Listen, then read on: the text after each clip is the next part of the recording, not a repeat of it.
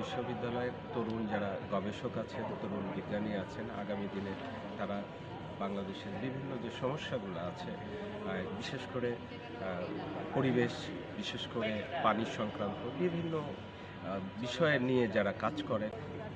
আমি professor doctor Mohammad Abdul Mamun, Rajshahi বিশ্ববিদ্যালয়ে material science and engineering বিভাগের কর্মরত আছি।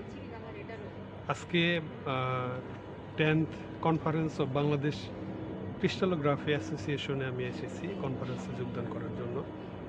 তো এই কনফারেন্স থেকে আমি অনেক রিসার্চ আইডিয়া পেলাম। এখানে বিভিন্ন ইউনিভার্সিটি থেকে সায়েন্টিফিক গ্রুপ, বিভিন্ন স্টুডেন্ট তারা যোগদান করতেছে।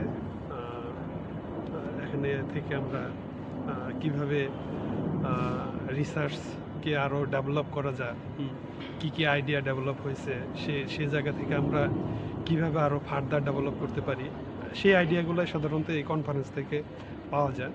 আর আমি মূলত কাজ করি বিভিন্ন কম্পোজিট ম্যাটেরিয়ালসের উপরে, বিশেষ করে পলিমার, ন্যানো কম্পোজিট, ওয়েস্ট ম্যাটেরিয়ালকে আমরা পলিমারের সাথে বিভিন্ন ধরনের, সেটা থার্মোপ্লাস্টিক হতে পারে, থার্মোসেটিং হতে পারে, এগুলোর সাথে কম্বাইন করে কম্পোজিট ম্যাটেরিয়াল করি, সেগুলোকে রিসাইকেল করে করি।